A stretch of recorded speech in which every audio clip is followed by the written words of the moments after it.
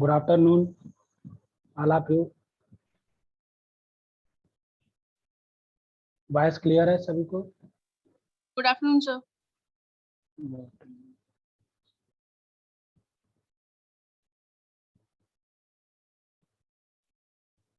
Voice clear है? Start किया जाए। वॉइस क्लियर है?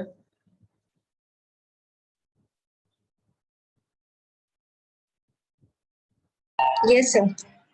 ओके, तो आज हम लोग जीनोमिक इम्प्रिंटिंग डिस्कस करेंगे। What is the genomic imprinting, इसके बारे में समझेंगे कि जीनोमिक इम्प्रिंटिंग क्या होती है।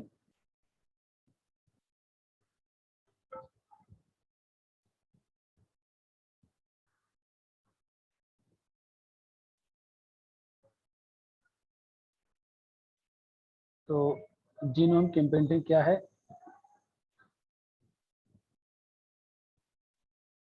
Genomic imprinting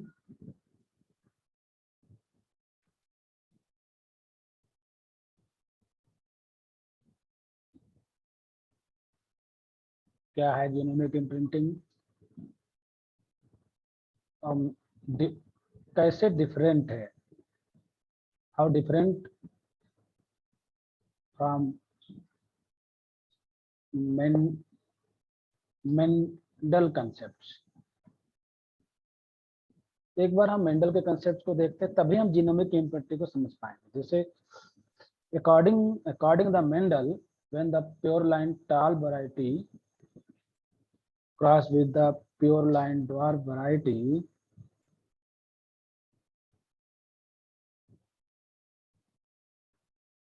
this is a male, this is a female, this is a tall, this is a dwarf. In a progeny, what will be the phenotype of this progeny? आप comment बताइए जल्दी से, क्या phenotype आएगा इसका? टाल आएगा ना बच्चों? टाल फिनोटाइप आएगा। What is the phenotype of this progeny F1 offspring? टाल आएगा ना?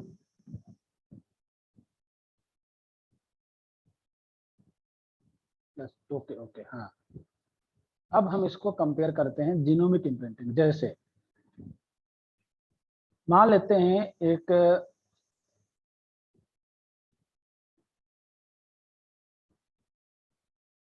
एग्जाम्पल है जीनोमिक इम्प्रिंटिंग का।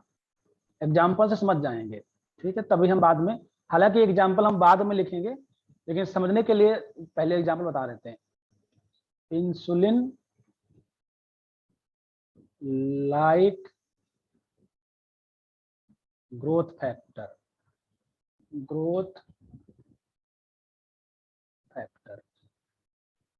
ये एक करेक्टर है। Insulin like growth factor means IGF+। इससे जो माइस होगा, हाँ किसमें? इन माइस, इससे जो माइस होगा वो टाल फिनोटाइप का आएगा। और IGF- इससे जो माइस आएगा वो ड्वार्फ फिनोटाइप का होगा, ड्वार्फ। और ये भी चीज पता होना चाहिए, जो टाल है वो डोमिनेंट है और ड्वार्फ जो है वो एक रेसेसिव फिनोटाइप है। अब हम एक जेनेटिक क्रॉस कराते हैं। जैसे मान के चलते हैं आपने एक जेनेटिक क्रॉस कराया, मेल ले लिया, होमोजाइगस फॉर IGF+,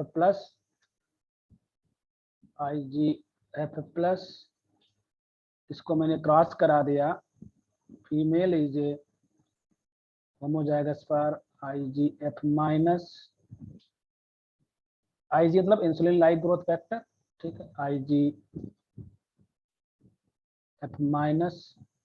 इनके जो प्रोजेनी होंगी F1 प्रोजेनी, उसमें हेट्रोजाइगस आएगा बच्चों, IGF+ और IGF-। बताइए यहाँ पे क्या फिनोटाइप आएगा? What will be the phenotype of this progeny?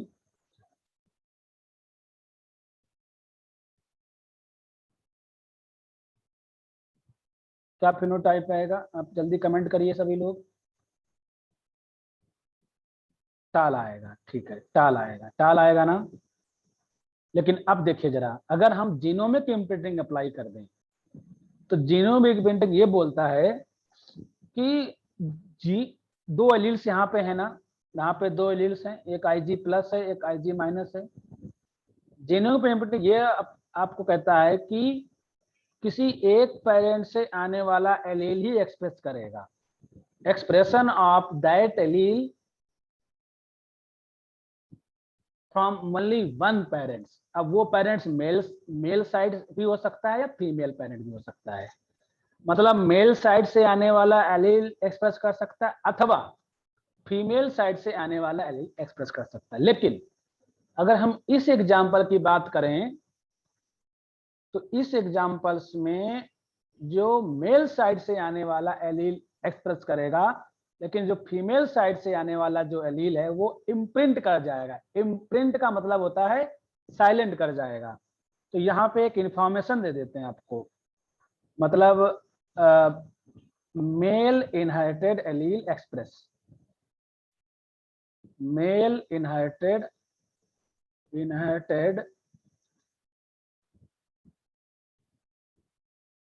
Allele express, ठीक है। अब एक क्लास हम साथी और बना देते हैं, जैसे हम मान के चलिए अब मेल को ले लेते हैं IgF minus, IgF minus, female को ले लेते हैं IgF plus,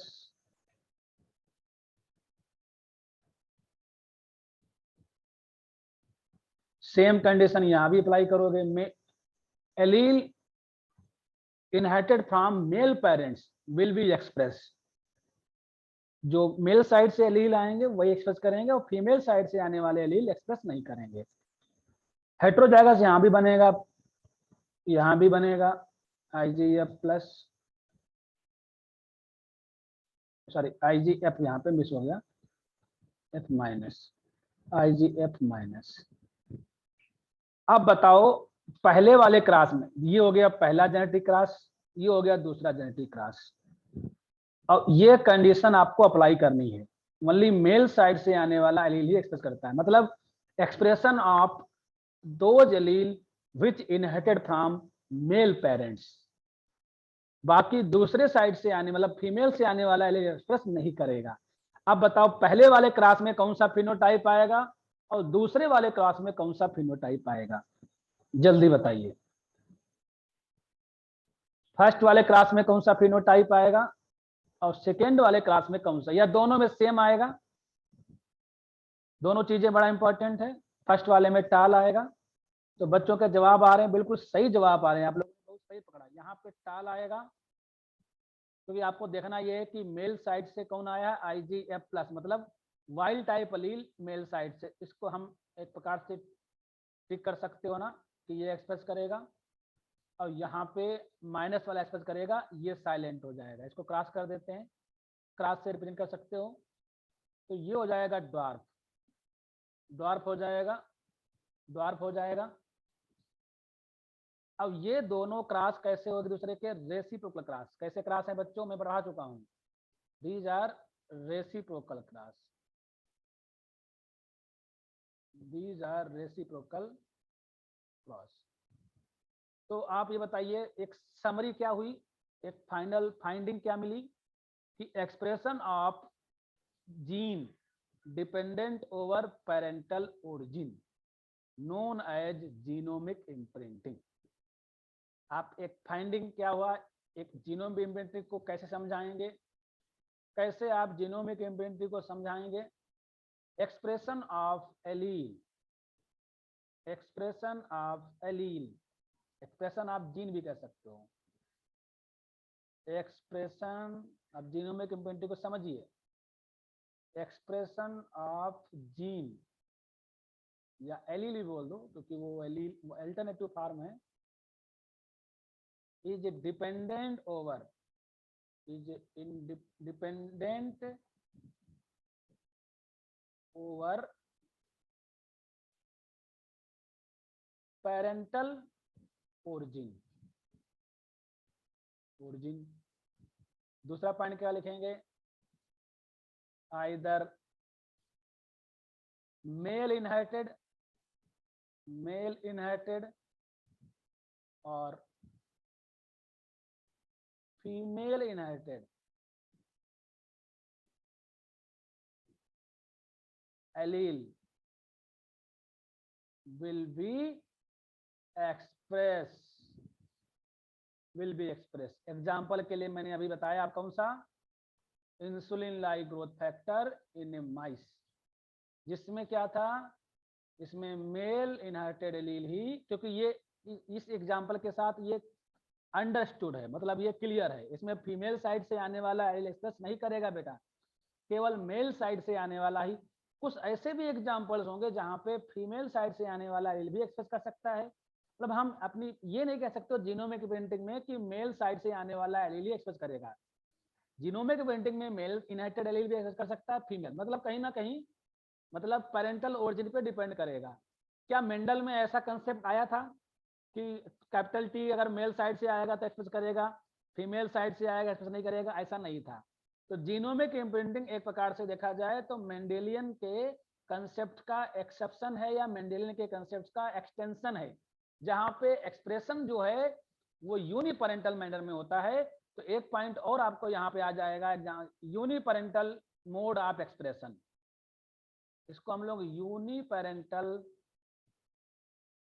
mode of expression भी कह सकते हो, क्योंकि यहाँ पे एक ही एलील ही, मतलब one allele are able to express, मतलब एक ही एलील एक्सप्रेस कर सकता है, और वो डिपेंड करेगा कि पेरेंटल ओरिजिन कौन सी है, क्या है। ठीक है, तो यहाँ पे मैंने बताया था इंसुलिन लाइक ग्रोथ फैक्टर, तो उसमें जो मेल साइड से इनहेरिटेड वाला मेल इनहेरिटेड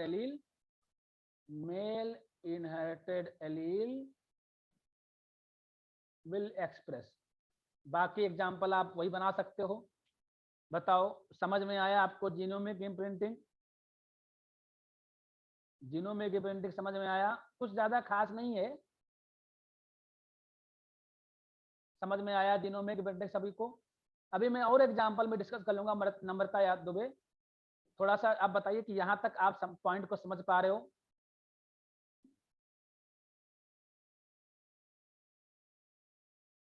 ठीक है, ठीक है, बहुत अच्छी बात।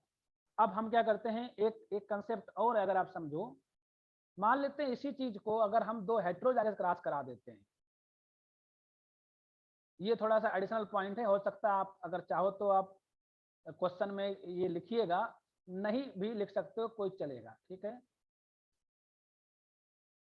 इसका क्रॉस करा देते हैं, ये एक तरफ मेल ले लेते हैं और एक तरफ हम फीमेल ले लेते हैं, IgF+, मतलब heterozygous, to heterozygous mice intercross ना, सॉरी IgF रह गया, यहाँ पे मिसिंग हो गया, IgF-।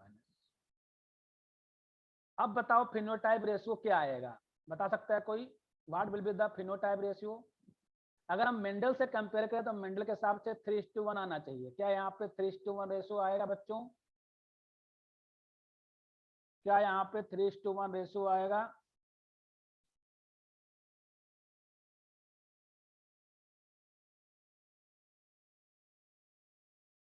Three to one ratio तो नहीं आने वाला है, तो क्या रेशियो आएगा थोड़ा बताना पड़ेगा आपको। 1:1 आएगा, बिल्कुल सही आप जवाब दिए हो, 1:1 आएगा। एक सेकंड में जरा,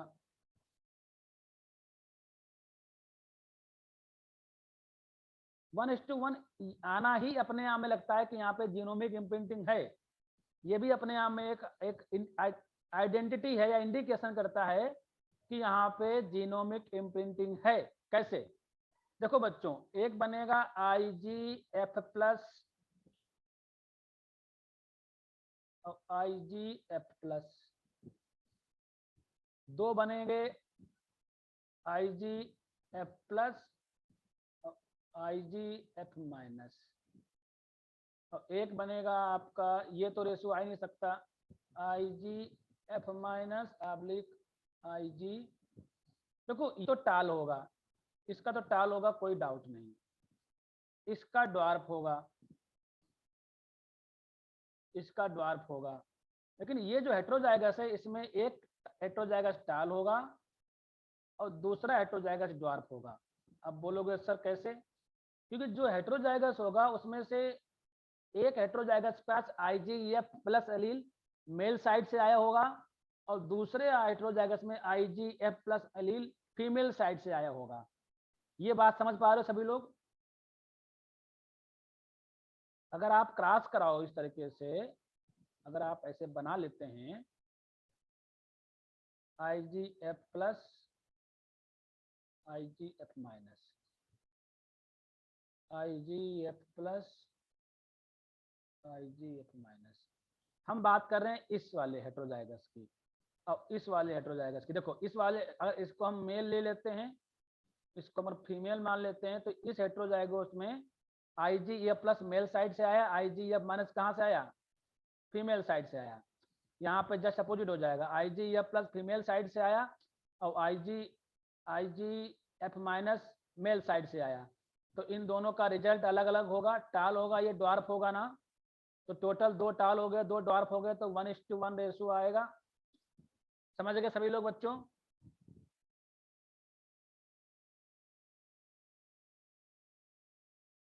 हाँ अब समझ गए आप लोग। चलो अब हम आते हैं, तो ये तो समझ में आ गया। एक एग्जांपल और है, देखो अब चला, आप तो थोड़ा सा पढ़ना चाहो तो आप यहाँ से पढ़ सकते हो। देखो कुछ पॉइंट्स और भी आपको एडिशनल है, जो पॉइंट आप लिख चुके हो तो लिख चुके हो। Differential expression of genetic material, मतलब जेनेटिक मटेरियल मतलब वही जीन्स, जीन का जो एक्सप्रेशन है वो वेरी करेगा, डिफरेंशियल एक्सप्रेशन होगा, एक यूनिफॉर्म एक्सप्रेशन नहीं होगा। That is depend on inherited from male और female parents, known as genomic imprinting. मैं अभी बता चुका था कि किसी भी जीन का एक्सप्रेशन डिफरेंशियल हो सकता है, that is a depend on parental origin. Parental origin में मेल पेरेंट भी हो सकता है और फीमेल पेरेंट भी हो सकता है।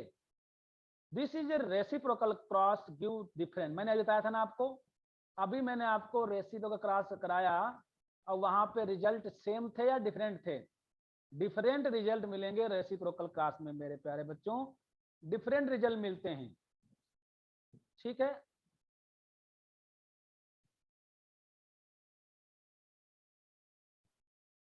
ये एक एग्जांपल और है, मतलब ये अलग, इसको छोड़ दीजिए आप, इसको ट्रांसजेनिक माउस के साथ अप्लाई किया है।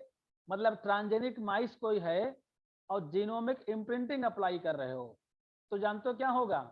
जो हेटेरोजाइगस ट्रांसजेनिक माइस होंगे उसमें 1 हेटेरोजाइगस ट्रांसजेनिक माइस होगा, 1 हेटेरोजाइगस जो होगा वो ट्रांसजेनिक होगा, मतलब उसका फिनोटाइप ट्रांसजेनिक होगा, दूसरा फिनोटाइप ट्रांसजेनिक मोड में नहीं होगा, क्योंकि जीनोमिक इम्प्रिंटिंग में क्या होता है कि एक हेटेरोजाइगस में वो एक्सप्रेस करेगा, दूसरे में नहीं करेगा।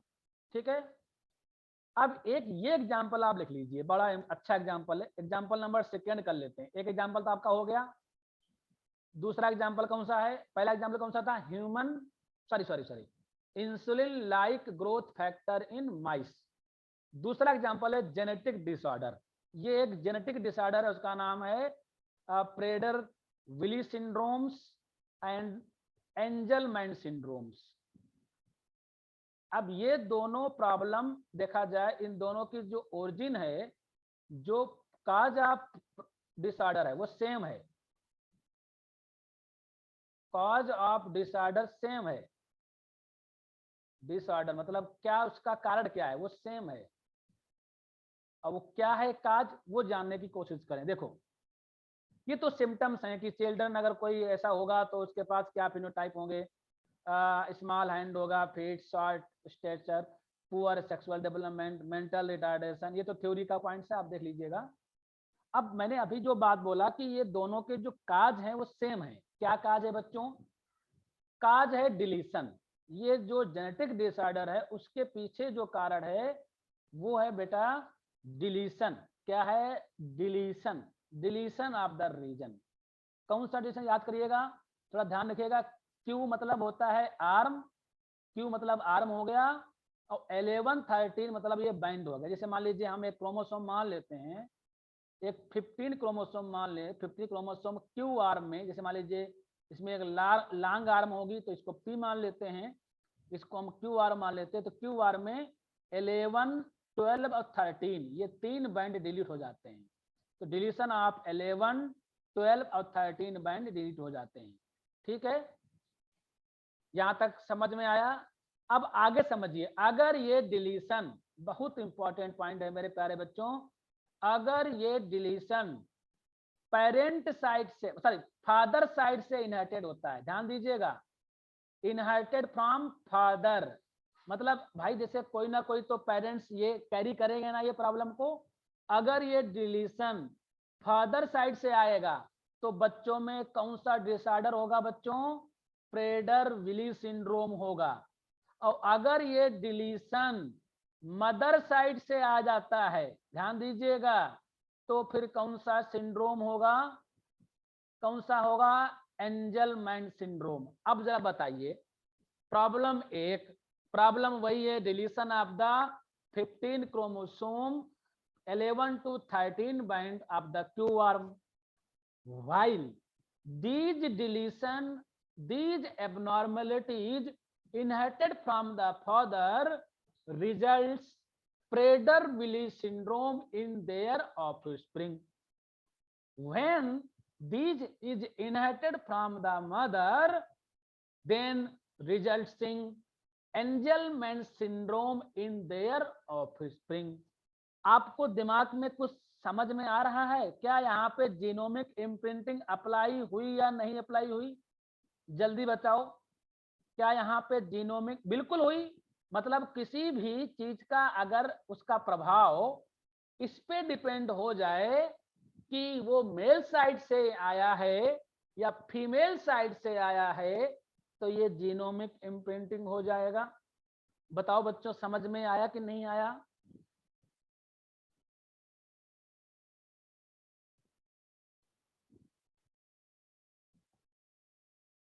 आ गया ना? बहुत सही, बहुत सही।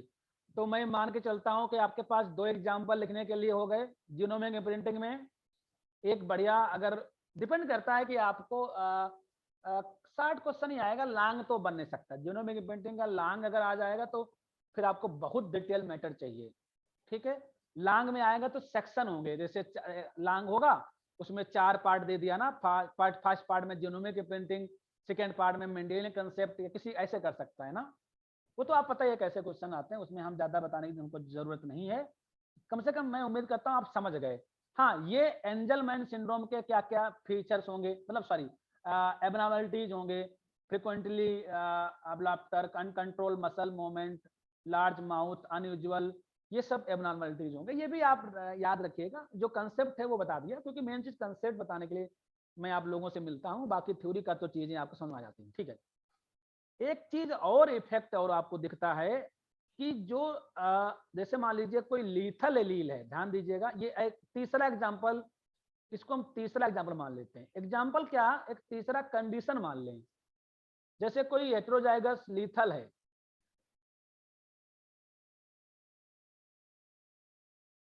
अब जीनोमिक इम्प्रिंटिंग अगर लगा दोगे तो क्या होगा? वन हेटेरोजाइगस लीथल होगा, दूसरा नॉर्मल होगा। यही तो बड़ा इंपॉर्टेंट है। जैसे इसको ऐसे समझिए, ध्यान से, जैसे ध्यान से समझिए, जैसे मान के चलते हैं ये एक नॉर्मल एलील है, इसको हम नॉर्मल देते हैं, और स्मॉल ए जो है बेटा ये है लीथल। अब बताइए, अगर कोई पर्सन ऐसा है तो उसको लीथलिटी नहीं होगी क्योंकि उसके पास ऐसा है ना? बताओ बच्चों। लेकिन अगर यहाँ पे हम जीनोमिक इम्प्रिंटिंग लगा दें, जैसे मान लीजिए ये पहला हेटेरोजाइगस, दूसरा हेटेरोजाइगस। अब हेटेरोजाइगस से किससे बने हैं?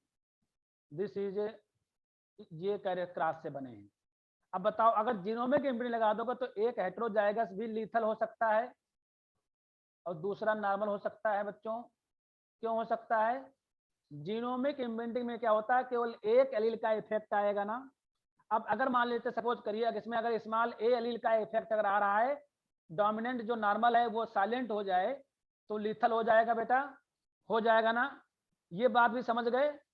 अगर नहीं समझे हो तब भी चलेगा, लेकिन मैं अगर एक एक और एक कंडीशन, क्योंकि हमारा जो मैटर है वो कॉम्पिटिटिव लेवल का है, तो ये कंपटीशन में कहीं भी क्वेश्चन कहीं से भी आ सकता है। अगर आप आगे चल के CSIR एग्जाम को अगर टारगेट करते हो या और कोई भी एग्जाम के लिए DBT हो गया, ICMR हो गया, तब वहां पे चीजें बहुत काम आएगी आपके लिए।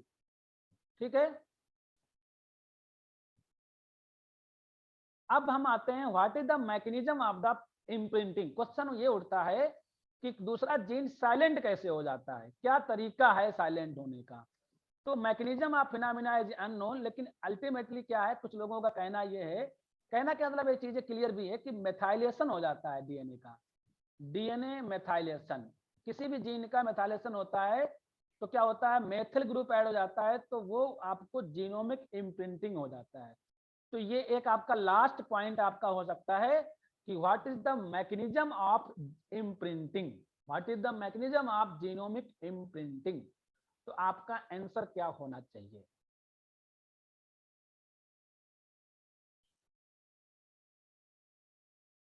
आपका होना चाहिए मेथाइलेशन।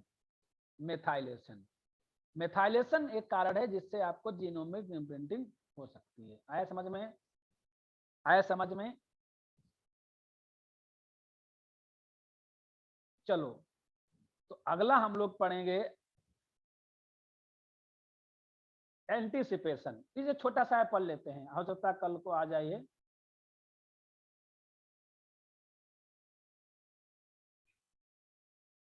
एंटीसिपेशन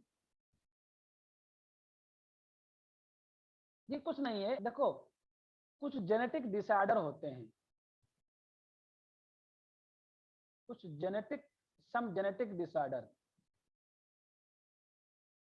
अब इनका क्या होता है, मान लीजिए एक पेरेंट्स हैं, ठीक है, ये पहले ले लिया पेरेंट्स, उसके बाद में generation number first, generation number second, generation number third, generation number fourth, आगे चलते चले जाओ।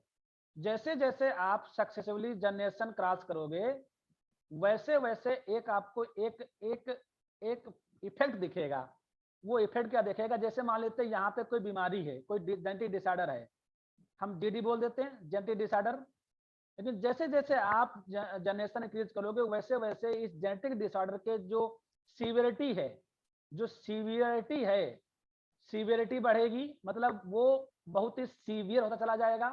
जैसे मान के चलते हैं, एग्जाम्पल के रूप में ले लीजिए, जैसे कोई ऐसी बीमारी जो आपके पेरेंट्स के पेरेंट्स में बहुत ही सीवियर नहीं थी, लेकिन वो आज की जनरेशन में या आने वाले जनरेशन में सीवियर हो जाए। ठीक है, दूसरा क्या हो सकता है बच्चों, वो जो बीमारी है वो अर्लियर एक्सप्रेशन होने लगे। अर्लियर मतलब अर्ली एक्सप्रेशन होने लगे, ठीक है ना, अर्ली एक्सप्रेशन, अर्ली एज में। जैसे हो सकता है कुछ बीमारी होती है, जैसे हम पेरेंट्स के पेरेंट्स में वो बीमारी 35 प्लस के बाद आई, लेकिन आने वाले जनरेशन में बीमारी 35 से भी नीचे 30 पर भी बीमारी आने लगी, या फिर आगे आगे आने वाले 20 एज में आने लगी, फिर 15 एज में आने लगी। मतलब जैसे जैसे आप एज बढ़ते चलिए, जैसे जैसे आप एक जनरेशन आगे जाएंगे वैसे वैसे अर्ली एज में बीमारी आने लगेगी और उसकी सीवियरिटी बढ़ेगी। इस फिनोमेना को बच्चों क्या बोलोगे, genetic anticipation. This phenomena is known as genetic anticipation. समझ में आया बेटा? समझ में आया सबको? वैसे मैं आप लोगों को ऐसे टर्म बोल देता हूं बेटा करके, ये BSc लोगों जो BSc वाले बच्चे हैं उनके सामने तो थोड़ा सा आप लगता है कि हाँ आप लोग तो बराबर में हो तो एज ए फ्रेंड ही मान लेते हैं, तो ये टर्म आदत बन चुकी है। ठीक है, समझ में आया बच्चों सभी को? समझ में आया? कोई भी ऐसा जेनेटिक डिसऑर्डर जो मतलब उसके अपीयर होने की जो सीवियरिटी है वो बढ़े और अर्लियर एज में आ जाए, यही तो होगा ना एंटीसिपेशन। चलो, अब क्वेश्चन आपके दिमाग में घुस रहा, ये आ रहा होगा, आपके दिमाग में ये आ रहा होगा कि ऐसी कौन सी बीमारी हैं जो ऐसी होती हैं। एक तो है माइटोनिक डिस्ट्रॉफी, एग्जाम्पल में माइटोनिक डिस्ट्रॉफी क्या होता है कि ये हो सकता है कि अभी इसके किसी एज में इसका प्रोबेबिलिटी जो सीवियरिटी कम हो, आने वाले एज में इसकी सीवियरिटी बढ़े और अर्लियर एज में। और दूसरी बीमारी है हंटिंगटन डिजीज।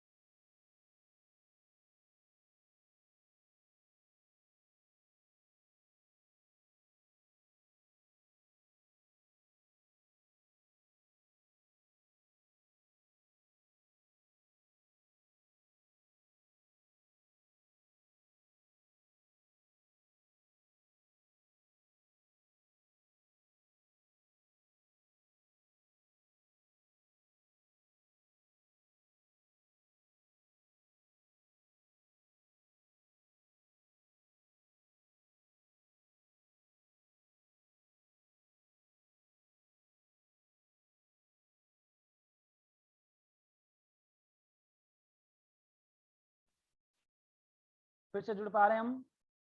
फिर से जुड़ पा रहे हैं? हाँ ठीक ठीक। तो टाइम भी ओवर हो चुका है। मैं आज इतना ही रखता हूं, कल हम दूसरे पॉइंट के साथ आएंगे। वो कुछ नेटवर्क की प्रॉब्लम हो गई थी। तो आज इतना रखें बच्चों, आज इतना रखें।